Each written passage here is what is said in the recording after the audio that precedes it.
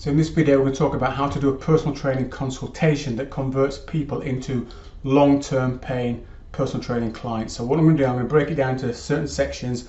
I'm going to talk about what we need to get off the table first of all to make sure that our personal training consultation is effective. I'm going to talk about the setup to make sure you've got things in place so that when you get into the consultation you've got the right person sat in front of you, and it makes it more likely that during that consultation you'll convert them into a long-term personal training client. So let's start off by talking about what we need to definitely get off the table, and that is pay-as-you-go sessions and blocks of 10. Selling those sort of personal training sessions are not long-term clients. It makes sense, pay once and then they've gone. You may not see them for weeks on end. A block of 10 personal training sessions at the end of 5 weeks, typically, if they're coming in twice a week, then boom, they've gone. Those are not long-term clients in my opinion. So let's get that off the table to begin with.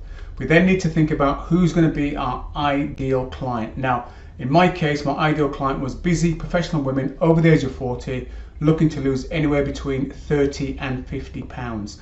Now, that's what you call a bleeding neck problem. That's a problem that people are prepared to invest in. So your ideal client wants to have a problem that's causing them a big problem, not something small, because people do not invest to have small things fixed.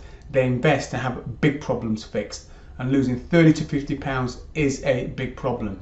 So what it's going to do for you when you have an ideal client, a few things. First of all, for the client, it means that when they contact you, they're going to know that you are the person because you are putting out marketing materials for that sort of person. So they're going to feel good about coming to you. They're going to feel confident and they're going to feel partially ready to invest in your services. Why is it good for you? Well, first of all, when you've got your ideal client, it's going to cut down on your personal training time in terms of speaking to people who are not the ideal fit. You can quickly rule people in and you can rule them out. It's good for you, it's good for them. It's going to protect your income because you'll only be taking on board onto your schedule your ideal clients that will be with you for at least a minimum of 3 months, and we'll get into the time frames in a moment. And the third reason for picking your ideal clients, because it's going to protect your mindset as a personal trainer. Because look, if you're doing lots of consultations and you're doing them with just random people all over the place, you could get a lot of no's just because those are not really ideal people, for personal training,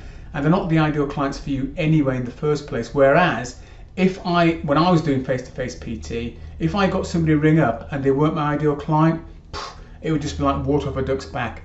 If they were my ideal client and they said no thank you, then I'd probably raise an eyebrow and maybe have to analyze the conversation and maybe take a look at how the whole thing went in terms of what I presented. But outside of that, if they're not my ideal client, it doesn't really matter, and it should be exactly the same for you. So that's your ideal client with a bleeding neck problem. You then want to come up with a solution that's going to solve that problem. Now, my solutions were 3, 6 and 12-month packages depending upon how much weight they needed to lose. So I knew from the get-go, before anybody sat down with me for a consultation, they'd be signing up for a minimum of 3 months. So you want to get that set up as your personal training packages, 3 months, 6 and 12 months as a setup. Okay, so that's the setup in place before you get to the actual consultation itself. Let's talk about the consultation.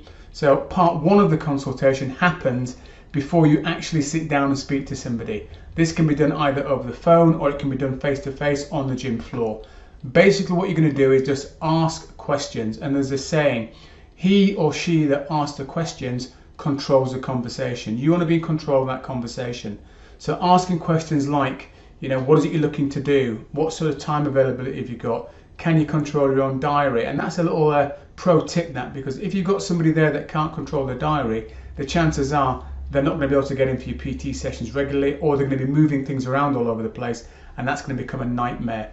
So you're going to be asking those sort of questions, what the goals are, maybe a few health questions, but really, 10,000 foot view type questions, nothing too in depth. You're then going to give them a brief overview of what your program is. So in my case, it was a 12-week program. It combines mindset, diet and exercise, and the investment. This is the key bit. The investment ranges between this level and that level. If they like the sound of your program and they think they can invest at that level, that's when you invite them for a sit-down consultation. Now, when you get them to the consultation itself and you sit them down, you're going to ask more questions. It's an extension of the telephone call. You have a set of questions you're going to ask them through, and then once you've asked the questions, you do a simple transition into presenting your solution. I'll recommend that you present your solution visually, because when people can see what it is you're proposing, they're more likely to believe what it is you're proposing. Whereas if you're just talking, they're having to take those words and turn those words into pictures, and if not very visual, then they might find that a bit of a struggle. But something actually presented in front of them makes it way easier. So you present and then you give them a recommendation. Now, you'd be amazed at how many times people actually upsell themselves from your recommendation. The times I've had people who have gone from 3 months to 6 or 6 months to 12, it's not uncommon. Once you've made your recommendation, that's you go quiet. Now, if you don't have your own signature program at the moment and you'd like some help with that, just comment the word below growth and I'll send you a link to my free client growth engine blueprint that will give you access to some training and some resources as well. Until then, take care and enjoy the next videos.